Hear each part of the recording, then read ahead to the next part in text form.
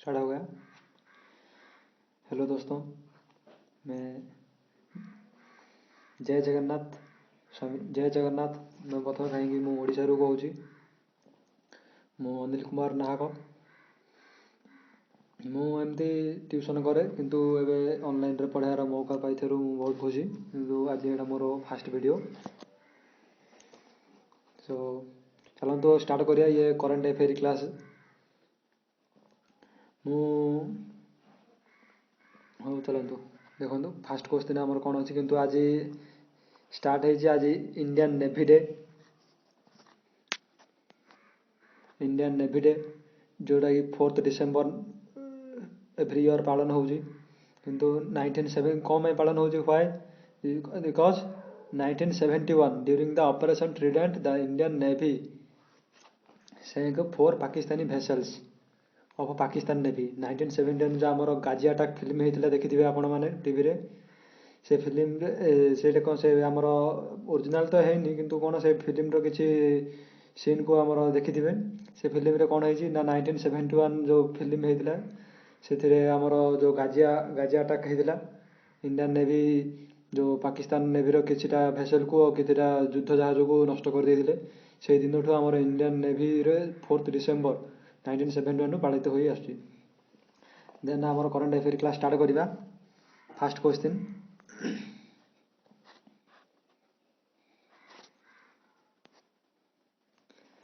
recently who has taken over as the chief of Indian Navy। आज navy रे हिथिबार मु ए question को fast presentation करूची। तो आंसर हो यार आर हरि कुमार जे कि 25th chief of novel staff. ता पूर्व आमर थे 24th करमवीर सिंह एडमिरल करमवीर सिंह। ता पूर्व थे आमर 23rd जे कि सुनील लांबा तांको रिप्लेस कले करमवीर सिंह। देन करमवीर सिंह को रिप्लेस कर आर हरि कुमार जे कि वेस्टर्न नाभाल कमांड रो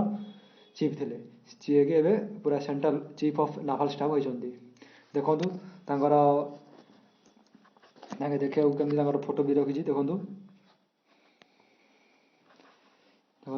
मु मोर देखंतु chief of naval staff flag chief of naval staff देखंतु फ्लैग देखंतु से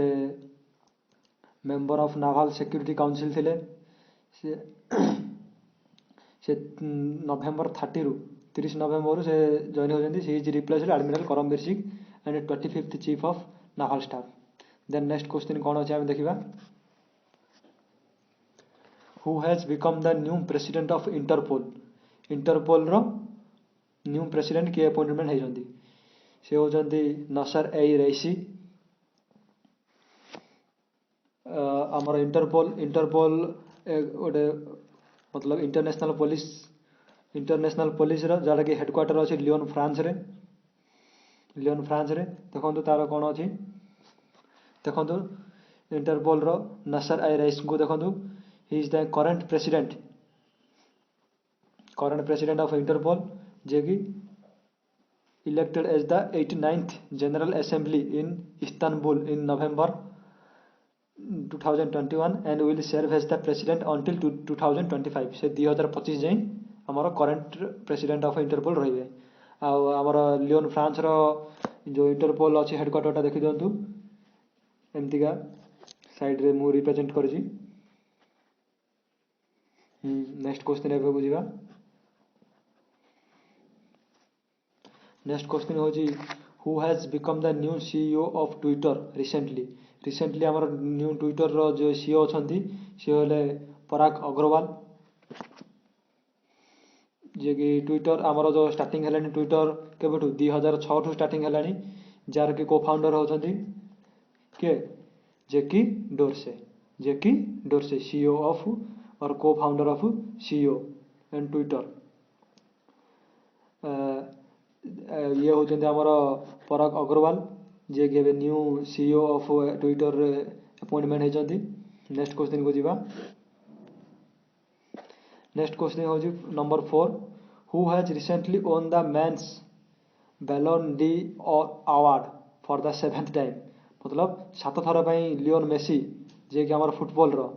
लियोन मेसी फुटबॉल 7 थर ପାଇଁ से अवार्ड जीतिछंती men's Ballon d'Or award recently own this and number 5 देखंतु हमें लियोन मेसी को देखि देबा से देखियो कि परी देखंतु लियोन मेसी जे कि बहुत भल फुटबॉल खेलती सी अवार्डटा 7 थर ପାଇଁ जीतिलणी कौन नाटा आप भल भाव मन रखिए जोटा कि आम परीक्षा बहुत उपयोगी men's Ballon d'Or award next question number 5 who has recently become the goodwill ambassador of UNESCO goodwill UNESCO आमर गुडविल एम्बेसडर जे कि रिसेंटली होती जड़े फीमेल सी होती नाओमी कावासी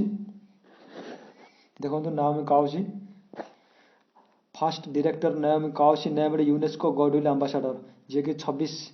नवेम्बर 26 रे से अपॉइंटमेंट होती यूनेस्को रो गुडविल एम्बेसडर नेक्स्ट क्वेश्चन को जीवा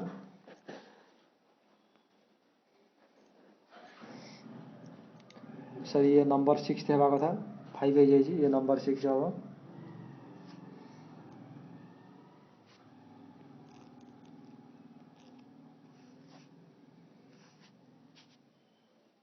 हाँ नंबर 6 कौन कही who has become the chairman of CBDT मतलब central board of direct taxes and customs who has become the chairman of central board of direct taxes and customs जार के answer हूँ विवेक जोहरी जे कि न्यू चेयरमैन भाव में सीबीडीटी अपॉइंटमेंट होती देखो ये हूँ विवेक जोहरी जे कि new chairman of CBDT central board of direct taxes then next question को जीवा number 7 recently after 12 years in which state or union territory Pushkar festival has been celebrated जार आंसर हूँ काश्मीर आपड़ सब भावुवे पुष्कर फेस्टिवल ये आम राजस्थान है कथा राजस्थान किंतु राजस्थान तो हो कि fast time recently after 12 years जोटा कि आमर यूनियन टेरिटोरी थिला काश्मीर पुष्कर फेस्टिवल एवं से पुष्कर फेस्टिवल जार कि आंसर हम काश्मीर देखो answer Pushkar committee of Kashmir president Bharat Raina said the Pushkar is celebrated every year at different places like Haridwar etc. of the country wherever there is a sangam of rivers जोटी संगम river मानकर जो मिलन होती से आमर होता जो हरिद्वार राजस्थान भी होता पुष्कर फेस्टिवल ये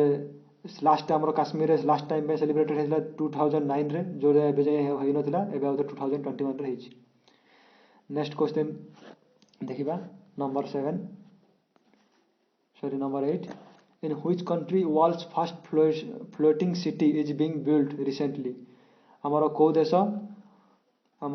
पृथ्वी वर्ल्ड रो कौ देश जे कि फास्ट फ्लोटिंग सिटी मतलब भासमान सहर स्थापना कर किए आंसर हूँ साउथ कोरिया देखो से सिटीटा देखा केमती देखो